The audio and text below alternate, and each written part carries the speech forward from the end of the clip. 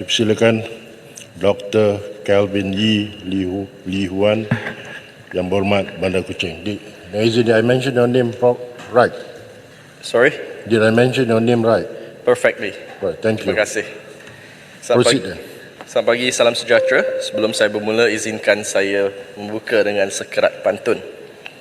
Pergi kedai membeli sayur, masak tom yum bersama bonda. Parlimen sekarang bersidang di Kuala Lumpur, membincang solusi untuk fix you dan pelbagai lain benda. Soalan saya, Bandar Kuching minta Menteri Kesihatan menyatakan berapa jumlah yang dibelanjakan untuk menangani penyakit tidak berjangkit, non-communicable disease, NCDs, terutamanya diabetes, dan perancangan untuk menangani prevalence NCDs yang tinggi di negara kita. Sekian, terima kasih. Yang Berhormat Menteri. Terima kasih Tuan Dipertua, terima kasih Yang Berhormat Kuching. Jadi Alhamdulillah, ini soalan sangat baik bagi saya, dan kita pun ada Menteri Ekonomi di sini, boleh mendengar figure-figure yang kita gunakan begitu tinggi dalam Kementerian Kesihatan Malaysia berkaitan dengan NCD ini.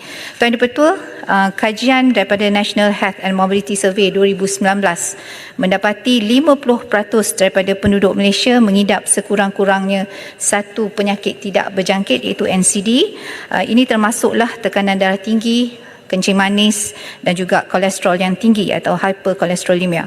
Prevalence kencing manis ataupun diabetes mellitus di Malaysia adalah tertinggi di Asia Tenggara, Yang Dipertua, di mana negara mencatatkan peningkatan ketara daripada 11.2% pada tahun 2011 kepada 18.3% pada tahun 2019, iaitu menunjukkan 1 dalam 2 kes kencing manis ini prevalence-nya.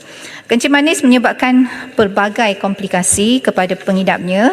Jadi seorang pengidap kencing manis berisiko untuk mendapatkan penyakit jantung, strok, kerosakan saraf, mata dan juga kegagalan buah pinggang dan pelbagai lagi. Laporan pelan strategi mengurangkan beban penyakit buah pinggang kronik mendapati 65% daripada pesakit yang memerlukan rawatan dialisis adalah dari kalangan mereka yang mengidap kencing manis. Jumlah perbelanjaan langsung penjagaan kesihatan untuk menangani non-communicable diseases ini, Menteri Ekonomi, adalah sebanyak 9.65 bilion, merangkumi 16.8% daripada jumlah perbelanjaan kesihatan di Malaysia. Anggaran ini dibuat berdasarkan perbelanjaan pada tahun 2017 dan laporan telah dikeluarkan pada tahun 2022 melalui The Direct Healthcare Cost of Non-Communicable Diseases in Malaysia oleh World Health Organization. Yang Dipertua, saya mohon saya teruskan. Jumlah perbelanjaan bagi penyakit diabetes adalah sebanyak 4.38 bilion, iaitu 45.38% daripada keseluruhan perbelanjaan penyakit NCD, diikuti dengan perbelanjaan bagi merawat penyakit kardiovaskular sebanyak 3.93 bilion yang merupakan 40.73% dan 1.34 bilion iaitu 13.89% bagi merawat penyakit kanser. Perbelanjaan ini adalah merangkumi perbelanjaan kemasukan ke hospital, penjagaan primer dan juga penjagaan primer di klinik kesihatan dan juga rawatan pesakit luar di hospital dan pemeriksaan dan juga ujian kesihatan serta pembiayaan perubatan. Bagi tahun 2017, NCD telah memberikan impak negatif kepada ekonomi di mana kos tidak langsung ataupun indirect cost akibat daripada NCD ini adalah sebanyak 12.88 bilion dalam bentuk kehilangan produktiviti. Diabetes mellitus mencatatkan kehilangan produktiviti sehingga 5.74 bilion dan kardiovaskular sebanyak 5.32 bilion. Tuan Dipertua, boleh saya sambung sikit lagi? Silakan. Terima kasih. Jadi bagi menangani prevalence NCD dengan impak yang begitu tinggi terhadap ekonomi, maka kementerian melaksanakan beberapa inisiatif termasuk memperkasakan implementasi plan komprehensif yang dinamakan Plan Strategik Kebangsaan untuk penyakit NCD 2016 hingga 2025. Kemudian kita juga melaksanakan program komuniti sihat pembina negara. Ini adalah untuk community empowerment yang dengan izin Yang Dipertua. Ini kita lakukan banyak bersama komuniti-komuniti untuk memastikan atau untuk menggalakkan pembudayaan cara hidup sihat. Ada yang kita tubuhkan ialah COSPEN yang melibatkan sukarelawan seluruh negara. Sekarang ini kita ada seramai 6,567 sukarelawan.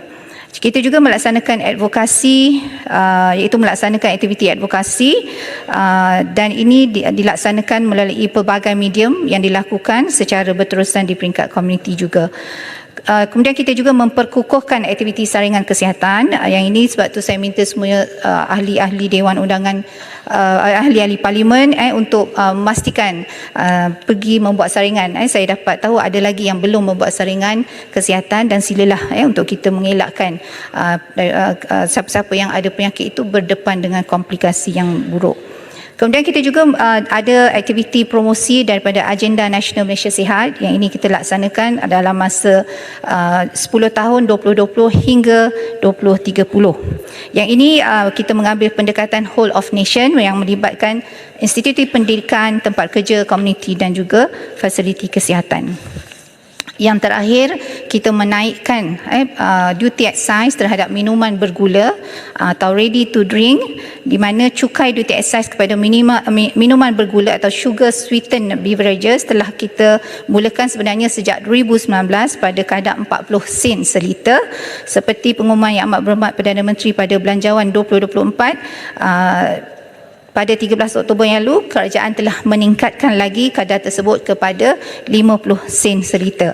Jadi seperti mana pengumuman Yang Amat Berhormat Perdana Menteri, hasil duty excise ini akan disalurkan semula kepada Kementerian Kesihatan Malaysia bagi tujuan menangani dan merawat penyakit kencing manis, termasuklah sokongan kepada pusat hemodialisis. Kementerian menyambut baik dan amat berterima kasih kepada Yang Amat Berhormat Perdana Menteri di atas pengumuman ini, serta keprihatinan serta juga komitmen kerajaan dalam menyokong usaha-usaha kementerian bagi menangani masalah penyakit tidak berjangkit di Malaysia, khususnya penyakit diabetes. Terima kasih. Betul. Soalan tambahan Yang Berhormat Bandar Kuching. Terima kasih Menteri atas jawapan yang sangat terperinci tadi. Semalam kita menerima laporan bahawa ada beberapa sekolah mendapat ancaman bom. Kita faham ia satu hoax, tetapi ancaman ini bukan hoax.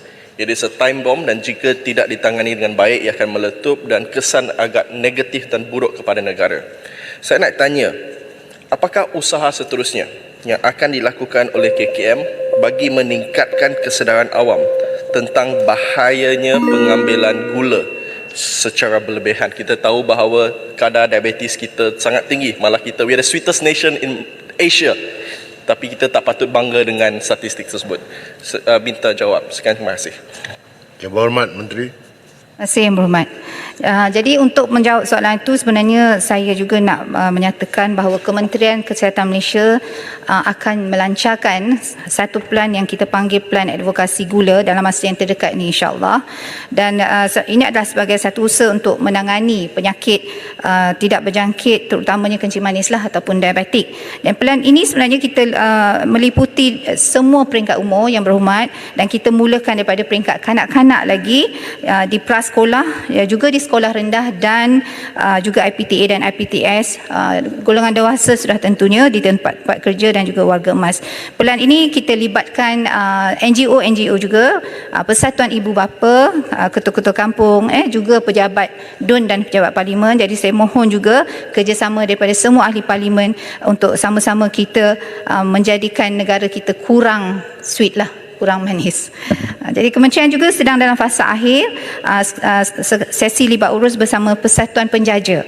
Contohnya Persatuan Penjaja dan Peniaga Kecil Putrajaya untuk menyediakan pilihan minuman tanpa gula kepada masyarakat bagi menyokong kempen kurangkan gula dengan slogan "Satu sudah teh dah cukup, satu sudu teh dah cukup, kurang lebih baik, tiada terbaik. Jadi ini sebenarnya sangat bagus sebab di antara kedai-kedai yang kita lihat sampai malam bukanya, kedai-kedai mamak dan sebagainya, apabila melaksanakan ini, dan insya-Allah dia boleh membantu kita dalam advokasi pelan untuk mengurangkan penggunaan gula dalam komuniti dan penduduk Malaysia. Terima kasih.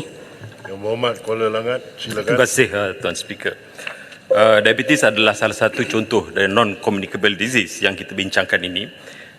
Saya nak mendapat jawapan daripada Menteri, sumber daripada MySejahtera. Negara akan menghadapi bebanan ekonomi dalam merawat semua penyakit yang disebabkan oleh merokok.